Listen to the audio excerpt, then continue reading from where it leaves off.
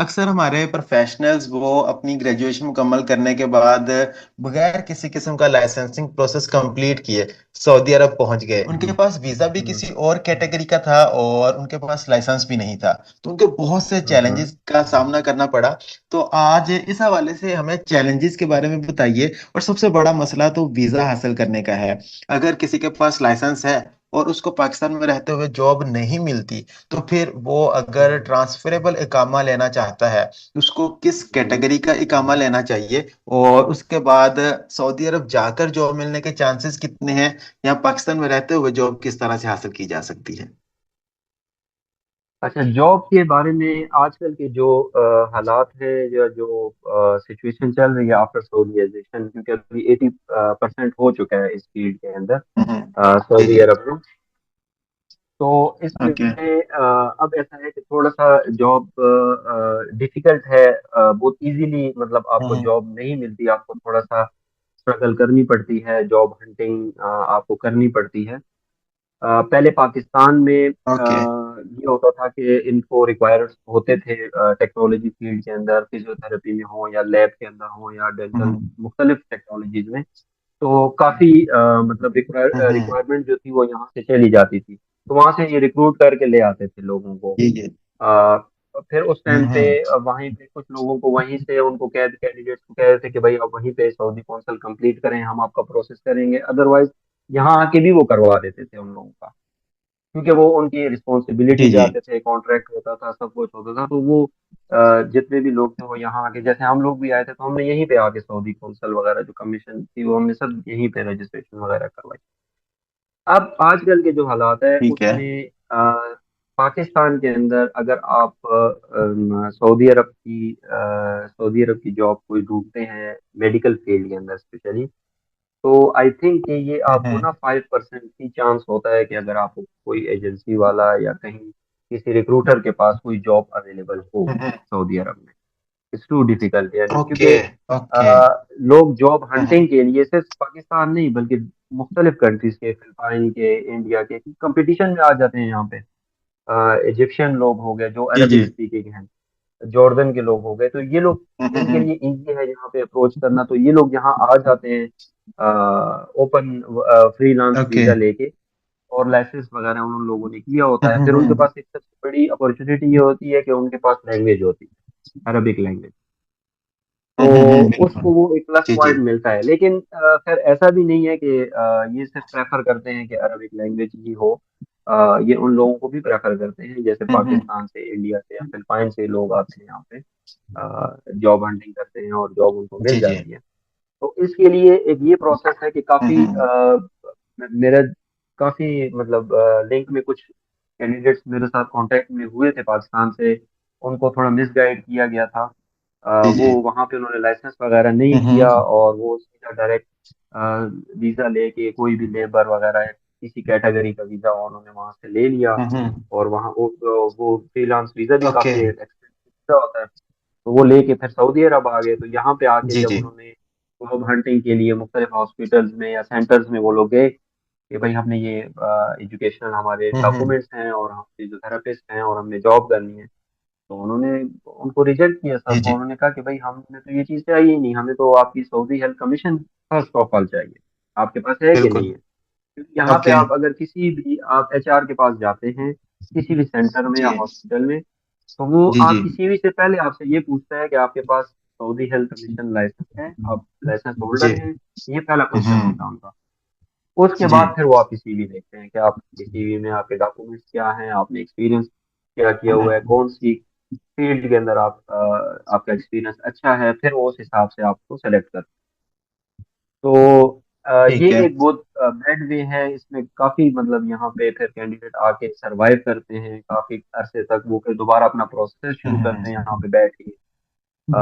उनको जी जी। एक्सपेंसेस भी पड़ते हैं यहाँ पे बैठ के, फिर जब वो यहाँ पे अपना प्रोसेस करते हैं 3-4 महीने उसमें लग जाते हैं।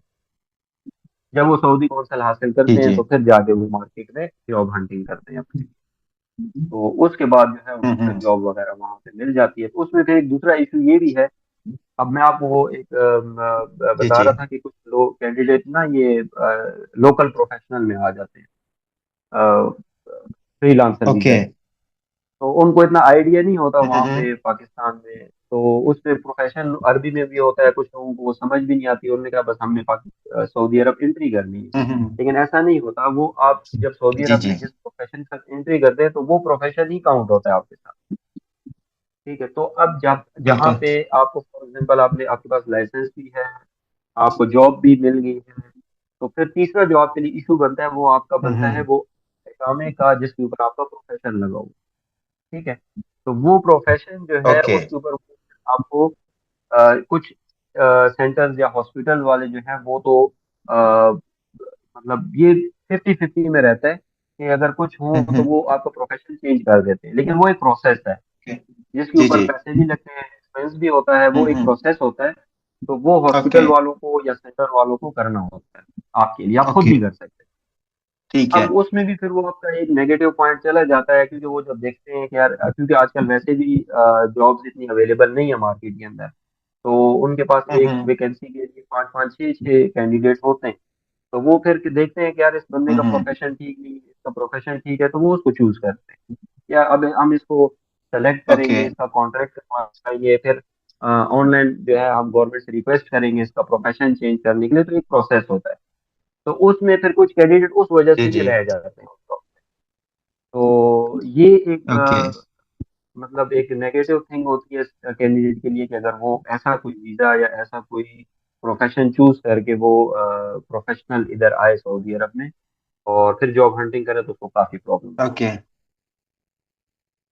जी जी। तो इसमें है। तो किस इसके लिए कैटेगरी का उनको वीजा मेरी हमें फिर मेरी हासिल करना चाहिए मेरी अगर? सजेशन ये है मेरी सजेशन ये है कि वो जहाँ से भी वो कैंडिडेट वीजा लेता है, क्योंकि ये कुछ एजेंसीज होती हैं, कुछ एजेंट्स होते हैं जो ये फ्रीलांस वीजे का बिजनेस करते हैं। तो ये उनको इस चीज पे कायल करें हम्म। और उनको बोलें कि भाई हमें आप बेशक फ्रीलांस वीजा दो, और हमें हमने हमारे अपने प्रोफेशन का दो। जी जी। ठीक है, उस प्रोफेशन का ठीक है। वीजा जब उनको मिल जाता है, जैसे फिजियोथेरेपी स्पेशलिस्ट है तो उसका वीजा भी निकलता है, वो अलाउड है, वो ऐसा कुछ नहीं है गवर्नमेंट की तरफ से कि ओके। फिजियोथेरेपिस्ट का वीजा अलाउड नहीं है या कोई ऐसी चीज है, वो वीजा मिल जाता है। हम्म। वो वीजा जो है वो उनके पास डॉक्यूमेंटेशन है, वो ओके। एम्बेसी में किसी भी एजेंसी के थ्रू हो जाके उसको स्टैम्प करवा सकते ओके। हैं। तो वो अपना प्रोफेशन, तो जिस उसके प्रोफेशन बाद के अंदर उसकी अगर डॉक्यूमेंटेशन है। जी जी। आप बात मुकम्मल करें। जिस जी जी, मैंने कहा जो भी कैंडिडेट है पाकिस्तान से आना चाहता है, जो अगर for example medical laboratory technologist है, या वो डेंटल टेक्नोलॉजिस्ट में हम्म। है, या वो रेडियोलॉजिस्ट है, तो वो अपने प्रोफेशन का कोशिश करे कि हम्म। उसको अपने प्रोफेशन के लिए वीजा मिले, फ्रीलांस वीजा, वो अपने प्रोफेशन के ठीक है। लिए, वो उसी के जब यहाँ पे आएगा तो उसका जो एकामा बनेगा वो एकामा भी उसी प्रोफेशन का होगा। तो उसके बाद जब वो जहाँ पे भी जाएगा ठीक जॉब है। के लिए, सर्च के लिए, तो उसको बड़ी इजी रहेगा, क्योंकि उसके पास लाइसेंस भी होगा, उसके पास अपने प्रोफेशन का इकामा ऑलरेडी होगा। तो ये बहुत प्लस पॉइंट होता है हम्म। एक एचआर के लिए या उन जी जी। रिक्रूटर के लिए, तो वो बड़ी आसानी से उसको रिक्रूट कर लेते हम्म। ओके। तो सर हम सारी चीज़ों को स्टेप बाय स्टेप डिस्कस कर रहे हैं। डॉक्यूमेंटेशन से लेकर हम ट्रांसफरेबल इकामा तक पहुंच गए हैं। कैंडिडेट सऊदी अरब भी पहुंच गया, तो उसके बाद फिर उसने जॉब किस तरह से हासिल करनी है? क्या ऑनलाइन प्लेटफॉर्म्स के थ्रू अप्लाई किया जाएगा या कैंडिडेट को फिजिकली सेटअप्स विजिट करना होंगे? और उसके बाद फिर जॉब हासिल करते वक्त सीवी के साथ साथ और किन बातों का ख्याल रखना चाहिए? हैं। ये बहुत अच्छा क्वेश्चन है आपका। इसमें अगर कैंडिडेट सऊदी अरब आ गया, सारी रिक्वायरमेंट डॉक्यूमेंटेशन उसके पास कंप्लीट है, जी जी। अब जॉब हंटिंग का सेम लाइक एज पाकिस्तान, जिस तरह पाकिस्तान में लोग जॉब हंटिंग करते हैं, वही प्रोसेस यहाँ पे भी है, सिंपल। जी जी। अब आप फिजिकली भी जा सकते हैं। ठीक है, आप हम्म किसी भी हॉस्पिटल में जाते हैं, वहाँ पे एचआर डिपार्टमेंट में आप जाके अपनी सीवी सबमिट करवा सकते हैं, और हम्म। उनके साथ इंट्रोडक्शन करवा सकते हैं अपना, और बहुत अच्छा एनवायरनमेंट होता है यहाँ पे। ओके। यहाँ पे कुछ कैंडिडेट ऐसे आते हैं, वो बड़े घबराए हुए होते हैं, बड़े बेझक रहे होते हैं। वो ये समझते हैं कि हम्म। यार ये तो ऐसे हॉस्पिटल हैं या सेंटर्स हैं, हम वहाँ पे जाएंगे, हमें जी जी। अरबी नहीं आती। ऐसा कुछ भी नहीं हम्म है, आप जिस एचआर में भी, जिस सेंटर में भी जाएंगे, आपको वहाँ पे इंग्लिश स्पीकिंग लोग मिलेंगे, और आपको इतने अच्छे हम्म। तरीके से ट्रीट करेंगे कि आप वाकई आपको जो रिस्पेक्ट मिलेगी वहाँ पे, बेशक उनके पास जॉब है नहीं है, लेकिन वो आपको बड़े रिस्पेक्ट से जी जी। और बड़े अच्छे तरीके से आपसे बात करेंगे, आपकी सीवी लेंगे आपसे, और आपको गाइड भी करेंगे। हम्म। मतलब बड़े अच्छे तरीके से यहाँ ओके इनका बहुत अच्छा सिस्टम है इस लिहाज से मेडिकल प्रोफेशन में। तो इसमें एक तो ये हो गया ओके। फिजिकली। फिजिकली ये है कि सऊदी अरब आपको पता है काफी बड़ा कंट्री है। अब एक कैंडिडेट है वो फॉर एग्जांपल वो हम्म। जद्दा में है या मदीना में स्टे कर रहा है, तो अब उसको फिजिकली जो है जी जी। डिफरेंट सिटीज के अंदर जाना और डिफरेंट सिटीज में हॉस्पिटल्स के अंदर फिर सीवी जमा कराना थोड़ा डिफिकल्ट रहता है। हाँ, जिस सिटी के अंदर वो रहता है उसमें तो उसको इजी रहता है, लेकिन अब वो कैंडिडेट जो है रियाज हम्म। जाता है, काफी फार अवे है यहाँ से, या वो दम्माम जाता है, वहाँ पे हॉस्पिटल में फिजिकली सीवीज जमा कराता है, हम्म। थोड़ा सा उसको एक्सपेंसिव पड़ता है, क्योंकि उसके जी जी। ऊपर उसको एक्सपेंस भी लगेगा, उसको स्टे का एक्सपेंस भी लगेगा। तो ऑनलाइन प्लेटफॉर्म भी सऊदी जी अरब में काफी मतलब जितने भी हॉस्पिटल्स हैं या सेंटर्स हैं फिजियोथेरेपी के, तो वो ऑनलाइन प्लेटफॉर्म जो है वो सारे यूज जी। जी। करते हैं। तो उसके ऊपर जो है वो उनकी बकायदा ओके। लिंक, जैसे लिंक्डइन है, मुख्तलिफ प्रोफाइल जो ऑनलाइन आजकल हम्म। कैंडिडेट माशाल्लाह बहुत इंटेलिजेंट है, उनको एक एक चीज को पता है। तो वहां पे जाके आप उनकी जो है वो जॉब, बस मेन चीज क्या होती है कि जो रिक्रूटर है सऊदी अरब में, वो जी जी। आपको रिक्रूट तब ही करेगा कि उसने अपनी जो रिक्वायरमेंट्स है ना वो पूरी देखनी है। अगर ओके। उसमें एक चीज भी मिसिंग है ना तो वो आपसे कांटेक्ट नहीं करेगा। ये हम्म। इनका सिंपल वे होता है। तो वो ये सबसे पहले इन, क्योंकि इन लोगों ने सबसे पहले एक फॉरेनर कैंडिडेट को रिक्रूट करने से के लिए ये सारी चीजें उन्होंने देखनी होती हैं कि इसका सऊदी कौंसल है, इसका ट्रांसफरेबल इकामा है, और ओके। इसका प्रोफेशन, चलो प्रोफेशन में फिर भी 50-50 आप कह सकते हैं कि ऐसा हम्म। नहीं है कि प्रोफेशन में मस्त होना चाहिए। ये जी जी। अच्छी बात है अगर आप अपने प्रोफेशन लेके जाते हैं। अगर आपके पास अपना प्रोफेशन नहीं भी है तो आपको जॉब मिल हम्म। जाए तो वो हॉस्पिटल वाले आपका प्रोफेशन चेंज कर दें, ये एक जी जी। पॉसिबिलिटी है यहाँ पे। तो ओके। ये चीजें होती हैं। ऑनलाइन प्रोसेस हो गया, फिजिकली हम्म। प्रोसेस हो गया। बाकी जो जी है जो भी आजकल क्योंकि जॉब थोड़ा सा डिफिकल्ट हुई हुई है सऊदी अरब के अंदर सऊदीजाशन होने की वजह से। जी। जी। और वो 80% वाकई में 80% है, क्योंकि जहाँ पे मैं भी जॉब कर रहा हूँ तो मेरे पास ज्यादातर जो मेरे कोलीग्स हैं वो ज्यादातर सऊदी हैं। और ओके। उस लिहाज से थोड़ा सा मुश्किल हो जाता है, डिफिकल्ट हो रहा है जो फॉरेनर आ रहे हैं यहाँ पे जॉब हंटिंग के लिए। जी लेकिन जी। ऐसा भी नहीं है कि जॉब्स नहीं है, जॉब अल्हम्दुलिल्लाह है यहाँ पे।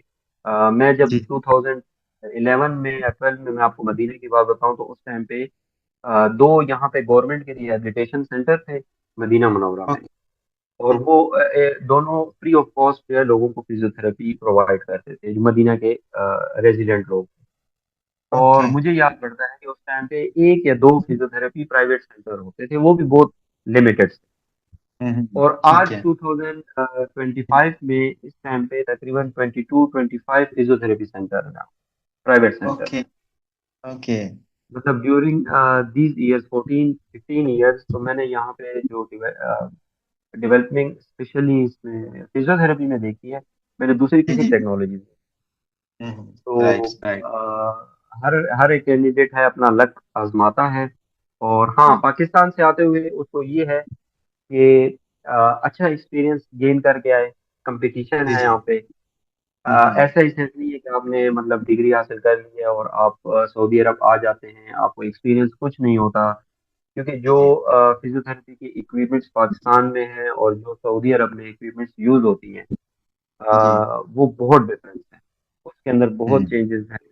और लेटेस्ट टेक्नोलॉजीज हैं इन लोगों के पास, लेटेस्ट ट्रीटमेंट आइडियाज ये लोग यूज कर रहे हैं।